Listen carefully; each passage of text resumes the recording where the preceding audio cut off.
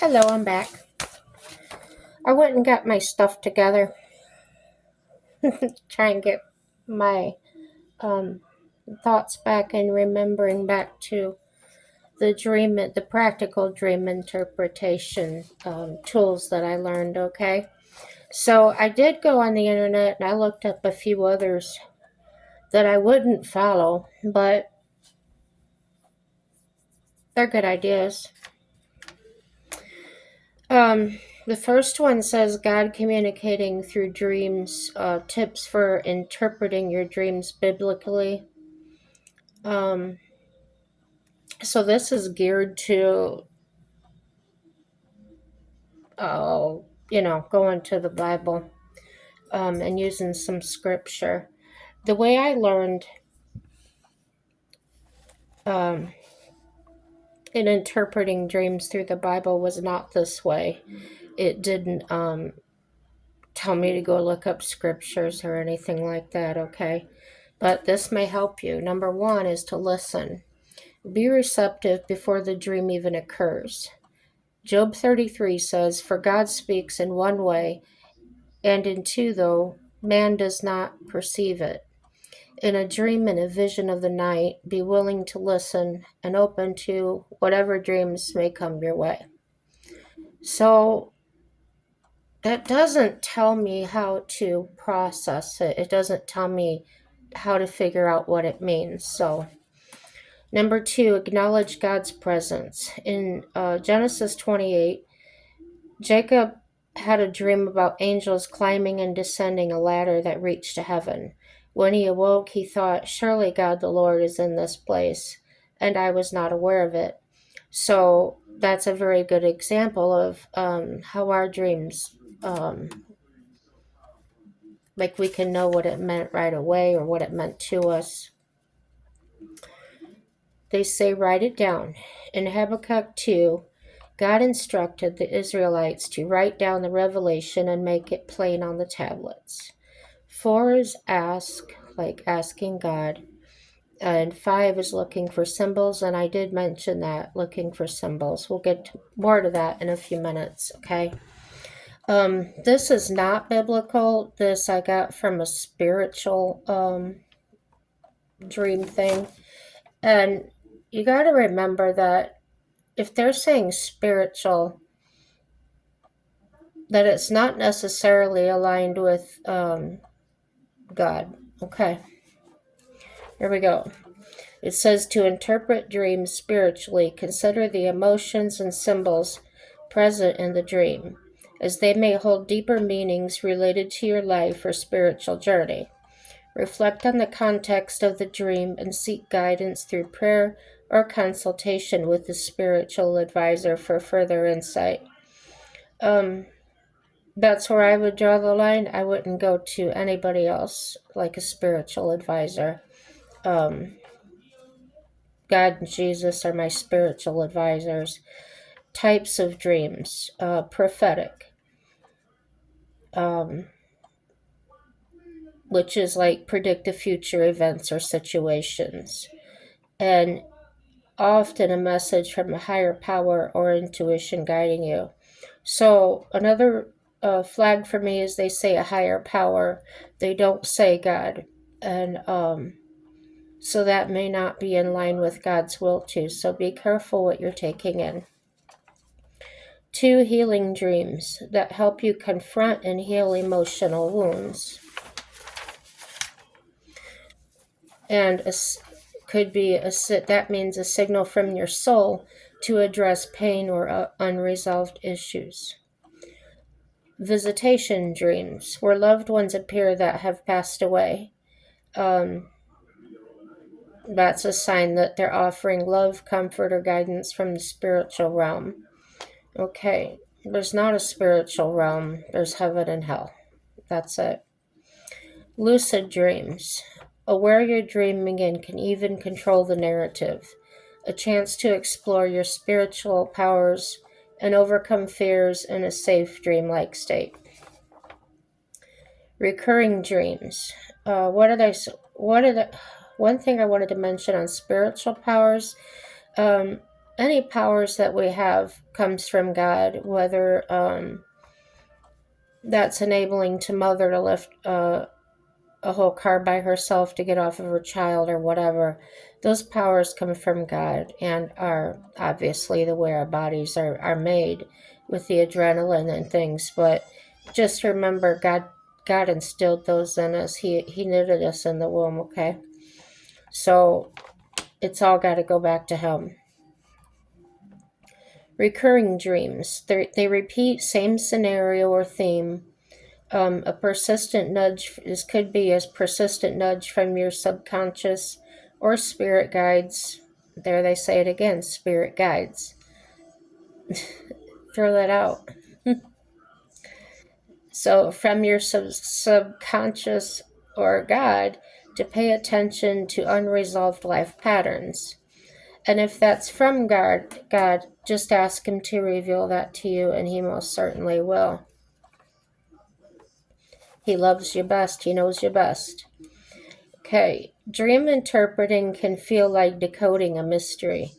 And I did write this down, even though it's not biblical, it's spiritual, because the tools they give here are so similar to the tools I was explaining in the last video. While there's no one size fits all, here's how you can approach understanding your dreams. Pay attention to the symbols or the objects in your dream. Think about what these symbols mean to you. Okay, so that's what I was kind of explaining earlier too. Let's say there's a pair of boots in my dream, and whether they're work boots or cowboy boots or English riding boots or whatever kind of boots, that could mean work to me. That could be the dream is about work, depending on other things in the dream too. It could be about going for a walk or getting exercise, whatever it means to you, okay? They say to journal your dreams. That can display patterns or recurring themes that can offer your insight to your life and journey. I used to journal my dreams, and I haven't for a long time. Consider your emotional state. So, how did the dream make you feel? Emotions in your dream. If dream fills you with peace, it might signal alignment, while a nightmare could be called to face suppressed fears. So a nightmare isn't necessarily a bad thing. Look for connections in your waking life. Dreams often reflect what's happening in your waking life, situation, or relationship weighing on your mind. Dreams could be offering clarity and guidance. Okay, dream symbols. Now, I didn't go into every explanation of all these. That would have been way too much time. But some dream symbols they're identifying as flying, falling, being chased, water, teeth falling out, meeting a guide, doors. I've never been pregnant, never had a baby, but I dreamt one time that I was very pregnant. Yeah. Are nightmares spiritual messages? Yes, might highlight fears, traumas, or imbalances in your life that need your attention. If you can face these fears in dreams, it can lead to healing. Okay, what if you don't remember your dreams? What if, you don't remember ever dreaming? It doesn't mean anything. It just means that you're handling it, it's working, your dreams are normal, but you are dreaming. Can dreams predict the future? They are believed to offer glimpses into the future. Not all dreams have predictive powers or power. Some may align with your intuition or divine guidance. Why do I keep dreaming about the same thing? Recurring dreams signal unresolved issues, unprocessed emotions, or a lesson your soul wants you to learn.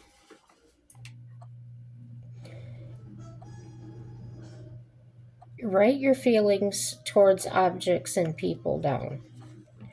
Determine if the dream is about you, a situation, or somebody else. And that's where I said, if you're inside your body in the dream, it's about you. If you're above your body and watching yourself, it's about a situation or something that's going on. But it's not about you personally. Note the colors of objects. There's also animal symbols. And I gave an example of that with the horses in my dream and whatnot. And try to understand the context of it. Like I said, when I saw the dead horse in my dream, to me it wasn't literally a dead horse. It just represented, how do I explain this? I thought I was happy in the life I was living. But then I found happiness in another way.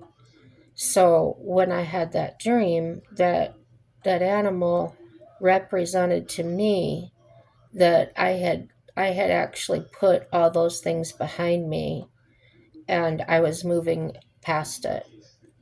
I wasn't emotional about that animal. I wasn't so that was just a symbol, a representation of a part of my life, okay? And that's just what it meant to me. And you'll know when you start evaluating your dreams and things that something will mean something to you. And if you tell somebody, they might say, "What the heck are you talking about?" Well, that's because it's not addressed to them. So if you have numbers in your dream, I don't recall ever having numbers. Try to understand the context, okay? Focus on the objects of importance. Evaluate each symbol. Decide if dream is literal or symbolic. Self-check what you've experienced lately. Processing before a dream. Pray about the dream. And I would advise that if your dream's disturbing you, definitely pray about that, because it may be God trying to break through to you, or it might be the other one trying to destroy you somehow. So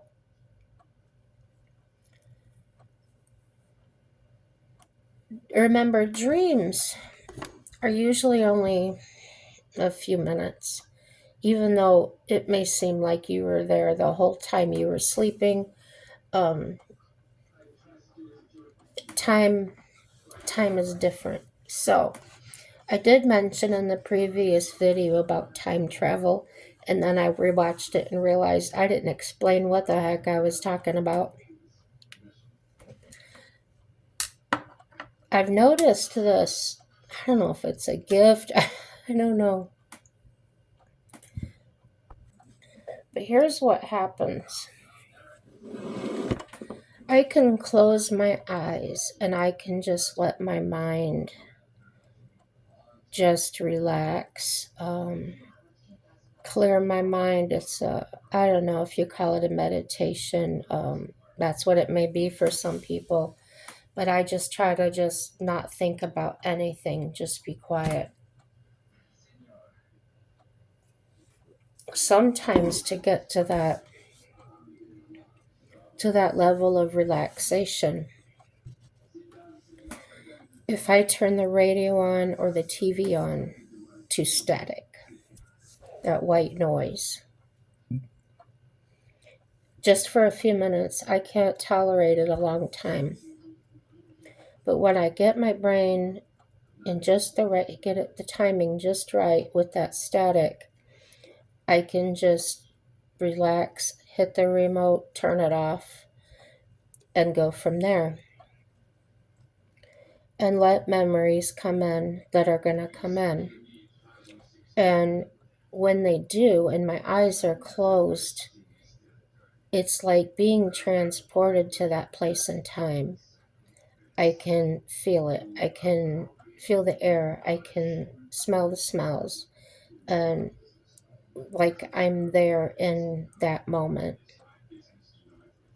That's what I'm calling time travel. And after practicing it, I can do it now without doing all that static on the radio and things. Um, it's not something I do all the time. It's not like living in a fantasy world, no.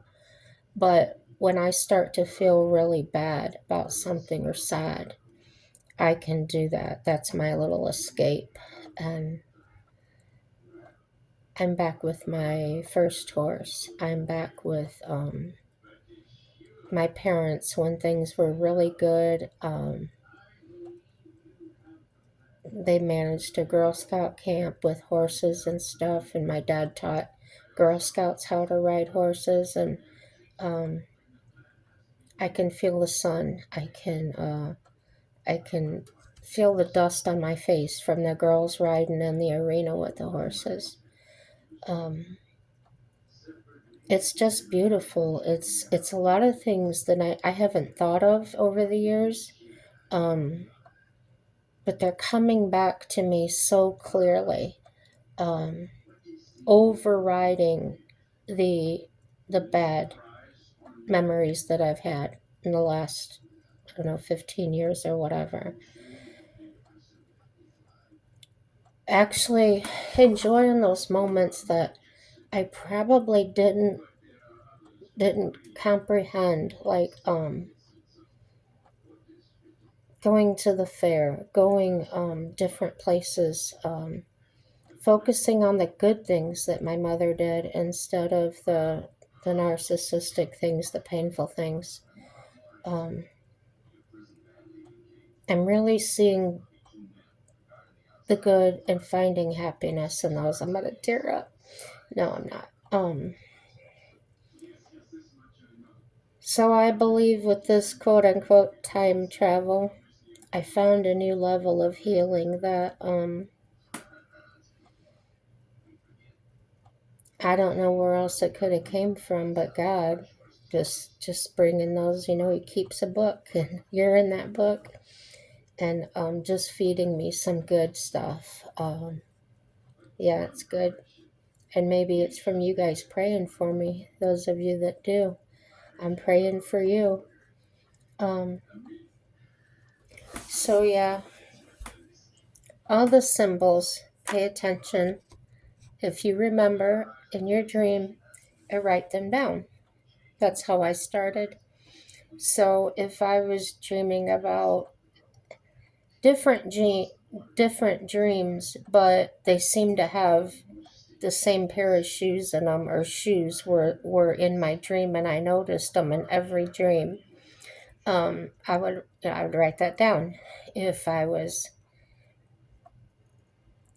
inside, if I was outside, if I was in my body or out of my body. I've learned that if there's people in my dream, most likely it's a person that I'm having issues with or I'm not sure about. Um, and I don't think of it any other time of the day, but it would be in my dream. So I think it's important. I think it's an important part to self care in a way. Um, I noticed a whole lot of people that have been curious about it, especially when they have recurring dreams like I have lately. Um, and it's happened to me before, um, but I didn't know what I know now about interpretation. So I'm just writing down the things I remember that stand out that are similar in each dream. Um, like I said, it's there's millions and millions and millions of different ways dreams can mean to different people, and but the basics are to watch for the symbols, um, write them down. It could be a piece of clothing. It could be something spray painted on a wall. Um, be an animal, a thing, a clothing, shoes. I mean, it could just be anything, even a piece of paper or a pen. Um, there's so many things that could mean anything to someone. So just write down your common things. How are you feeling in your dreams? Are you always tired? Are you energetic in your dream, but then you're tired through the day? Um, Someone told me once they kept having a dream about a job that they had never worked before, and it had nothing to do with the job they were doing. And I just suggested maybe you should go put an application in a job like that. And she did, and she got the job. So that wasn't me. I had nothing to do with that. Um, but she was talking about this repetitively. This place just kept. She had no idea what it was. Well, when she got the job, she called me and said, "This is the place. This is it. It's got the same tables. It's got everything in it." So, was that a prophetic dream? It might have been for her. Um, I've had, I don't know if you call them dreams, premonitions. My mom was really upset one day. Not crying upset. She was always upset about something, and she really wanted to sell her business. And she had this person coming in from the radio station to take her ad to put it on the radio. Well, she was telling me that she had this appointment that if she was out when the lady came to ask if she could wait. And I said, okay. I went back to work. Within about 5 minutes, I turned, I said, Mom, I think within about a half an hour, somebody's going to come in here and offer you money to buy your shop. She goes, well, I hope they do. And it happened. Somebody, and then, no advertising, anything. Well, that lady came in for the advertising, and my mom was telling her what the ad was for. And she said, well, I'd be interested in buying it. How much do you want for it? So my mom just sat back and pointed at me. She says, she said you were going to come in here. I said, no, not you. I just said somebody. So she puts her hand out upside down and says, oh, read my palm, read my palm. And I told her it doesn't work like that. Um, there is no such thing as a psychic person. Um, but I believe that God can communicate through us. And He will. He'll use anyone that's willing to listen and do what He says to do. Um, Another time, I was told when I was a child that I had an older sister. My mom had had her when she was 17. They took the baby right away. And one of the nuns had come back in and told her it was a girl because she wasn't even supposed to know the sex of the child. So the baby was adopted right away, and she told me she's about 4 years older than me. And again, I'm in her shop, and we had never talked about it again since I was a kid. And all of a sudden, I go into this trance like state, and I can hear her saying my name, but it sounds so far off. And I turned around to her and I said, my sister's name is Julie. And she said, no, your sister's name is Andrea. And I said, no, my other sister. And she goes, whatever. Well, a few years later, they found each other through a mutual friend, and her name was Julie. So, did she need to hear that? Probably. I don't know what it meant. I'm not psychic. It doesn't, no. I'm just open to God. I'm open. I don't dwell in darkness. I don't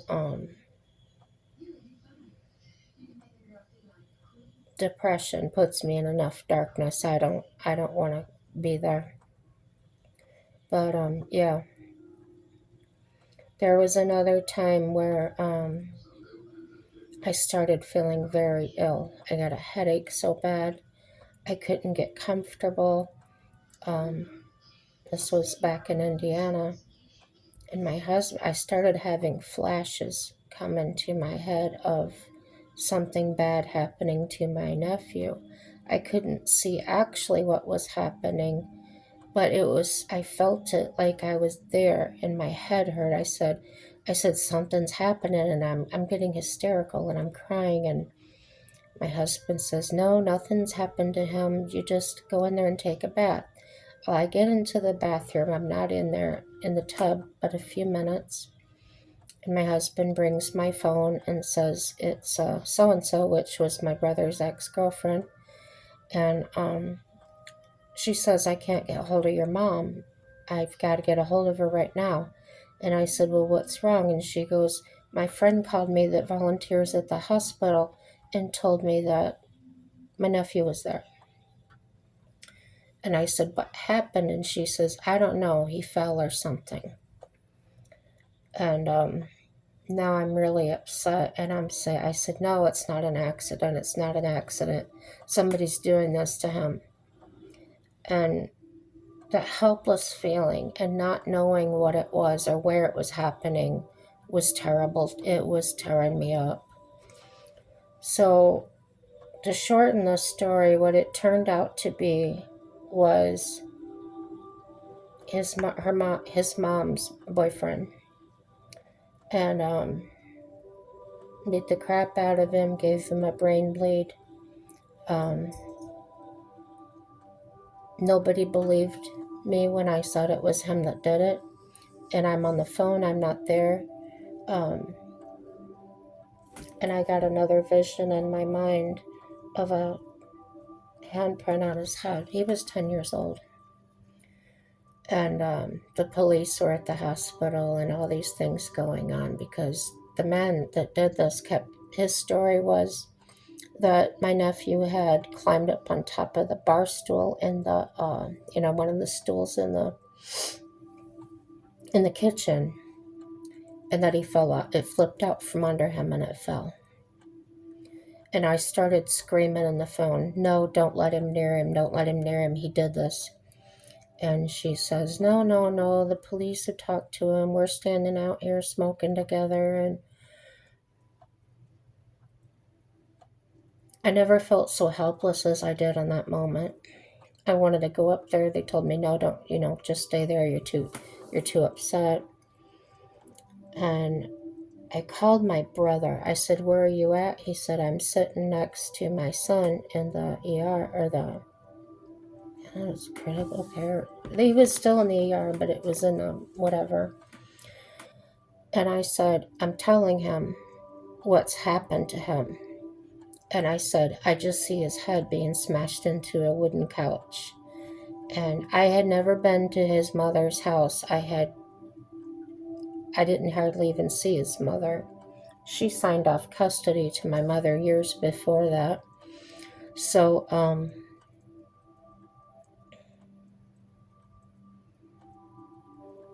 another image came to my mind.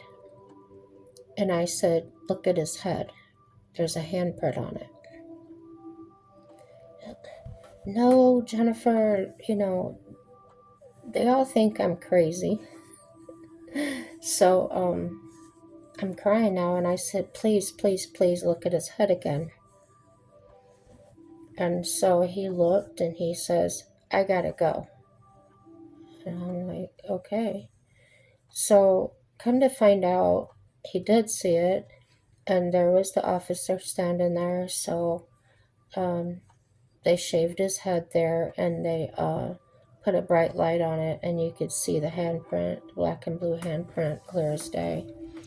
So I'm probably like an empath. I'm really tuned into how people feel, and that probably doesn't help my depression. But it's a gift from God. Um, I pay the price for it.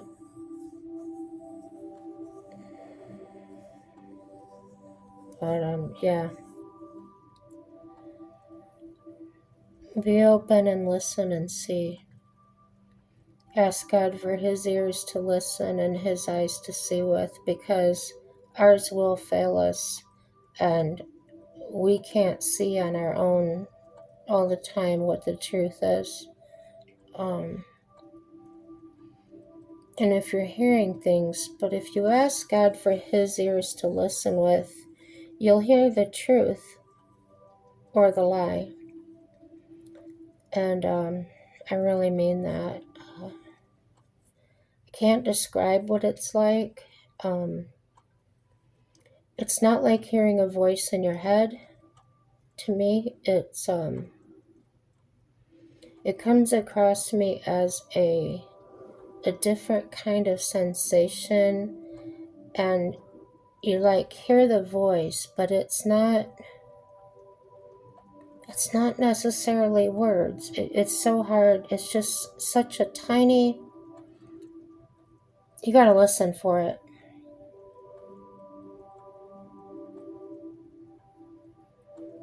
And it'll keep you safe. Another thing to listen to is your gut.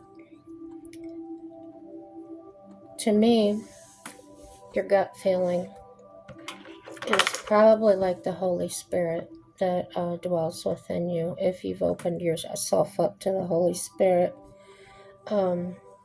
that's your Holy Spirit trying to protect you. So, well, this is about a half hour long. If you're interested in continuing this conversation, I can tell you what I know, what I don't know. If you know more, if you've had the similar experiences, which, I'm like 80% sure some of you have had these experiences, especially when it was somebody you really loved or cared about. I've seen it on some of these missing persons things where somebody will just be so tuned in and find them right away. So let's focus on God. Let's focus on what He wants us to do. Like I said, I'm not a preacher. I just know God and Jesus, and personally, and yeah,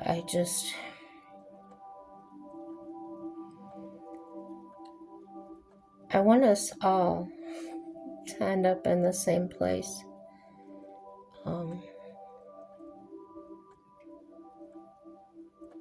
I could say or think that I'm going to die soon because my kidneys are bad and my heart's bad. But He knows the time. I don't. I might be healed sometime. I don't know anything that way. So I've got to keep listening, and I've got to keep moving on, moving forward, the forward motion. And part of that is reaching out to whoever on here needs it. I know I needed some things that I got from some people on YouTube. And it just made me want to, made me feel like, well, I'd like to help people too. And I've had several people tell me I need to write a book. I can't organize my thoughts enough to write a book. So I'm putting it out there. It does come out in different ways because I don't know how to talk about it. Some of the things I've witnessed and been through are so profound, I don't have words for it. When I was at the worst point in my life and my husband had taken all of my horse feed and all of my hay, and I went up to to the hayloft because I had 5 horses to feed, and that's when I saw he took my 100 bales of hay. And I was down on my knees, and I prayed so hard. I just said, Lord, help me feed these horses. Help me feed your horses, is what I said. And before me, this light shone on the floor, and I looked, and it was a white robe. And when I looked up, the light was so bright, I could not see a face. But I knew it had to have been God. And he pointed over to the corner, and a bale of hay appeared. And that's what I fed my horses, his horses.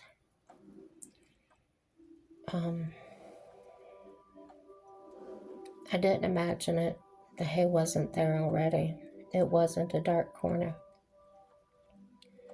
I know it's real. It's not magic. It's not anything that I can describe. And I know I can't be the only one. I can't be. So please share your story with me.